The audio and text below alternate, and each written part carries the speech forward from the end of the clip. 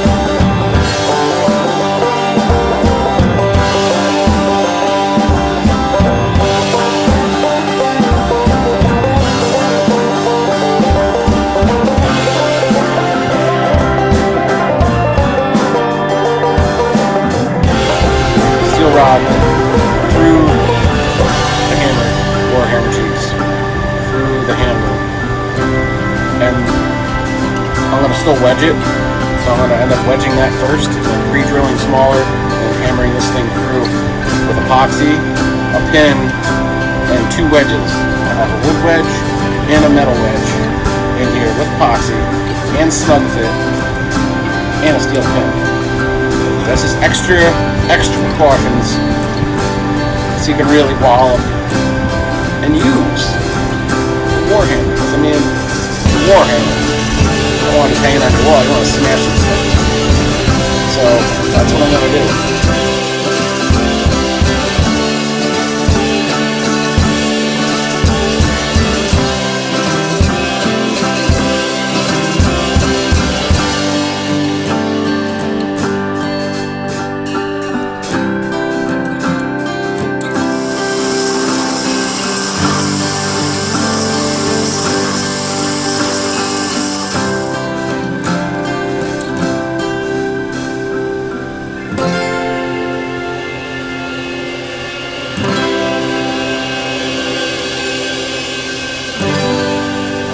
Day 2, the war hammer build. Got the handle almost done. You can see the Viking ruin sign for protection there. The grip. Lot to do on this still. I'm going to put some more ruin signs engraving on this. I'm going to patch a piece of leather on this too. I got to burn it, stain it. I'm going to fit it. I'm going to fit it with a metal guard on the front. So when you swing with the hammer, this will help a little bit protect it a little bit. That's all forged out. I got to cut and grind that, fit it. I'm going to make a metal pommel for the end with this. So this is really rough. I got to forge that and grind that out. And then the hammer itself, we're at this stage. And I got to do all the heat treating. Basically, heat treat it, grind it, polish it, and fit this on the handle. Then we're going to be in good shape. So here we go.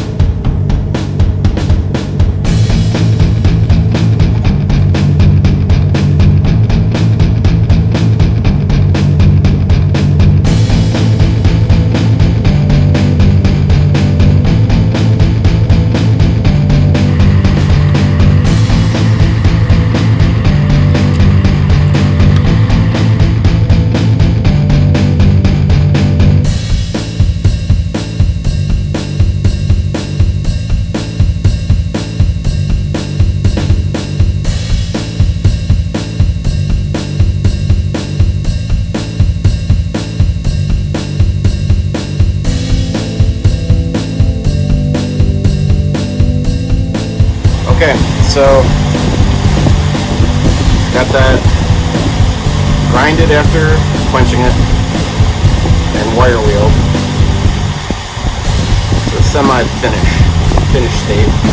Now I'm gonna bring it over here, lights on, see, to my trusty tempering oven. I'm gonna throw, it's down to silver shininess now, so I just throw this in here.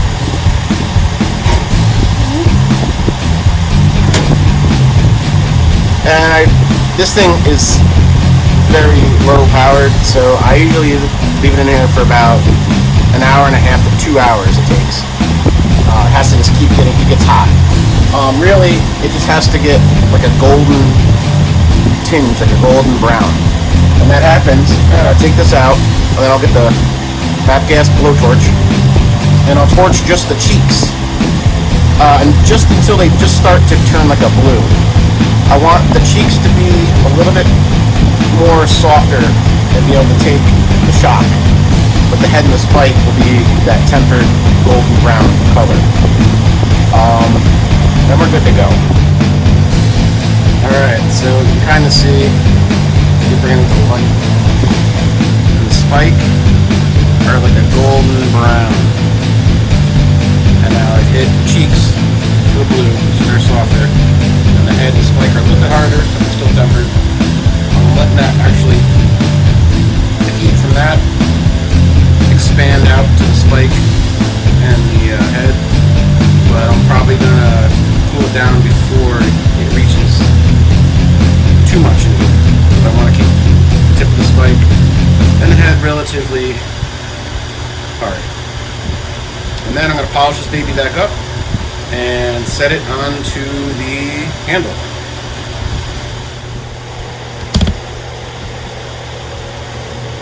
Alright, this is where we are. The face, I usually do like grinded slices, crisscrossed, to give it like a textured waffle type texture look. I want to try something different this time, so I went one almost like a golf ball, like just divots. You see that textured look to it? I didn't do that with a hammer. I did that with the round Dremel bit. Just overlaid it over and over and over again. It kind of looks like the hammer's been hit a lot, but it's like they're all consistent, so it's, I don't know. I thought it looked kind of cool. Something different. I went with it. I don't take it back. I think it looks cool. So that's that. And then just chrome polish on the sides. I left the forge, the rough forge, in the nooks and crannies, and just polished out, you know, the outer surfaces area, just to give it that contrast of depth. But it's got some bling to it. It's the WAR HAMMER head. It's the claw, the spike. I dig it. Got the touch mark on the top part leg up here. Here's the handle. I have to fit the metal guard piece on here next. The guard, I don't know how far down it's going to go, but right about here I'm going to wrap some leather, just for decorative, make it look cool. Some texture. I got the Viking protection ruin symbol. I got a couple more ruin symbols here, like warrior, and had a sheet that had them all on there. Strength and stuff that you can relate to a hammer, basically. I got some more down there. Then more ending texture on here. I just fitted up the metal pommel guard, so you can impact on the butt of the Warhammer also. And I double peened steel rods through there, drilled them clean so you don't cut your fingers on them. They're a little sharp on the peen end. And I double pinned it so this wouldn't rotate or spin off. It's going to stay right on there like it should. And then I'm going to stain and burn and oil up the wooden handle. We're almost there. Look at that.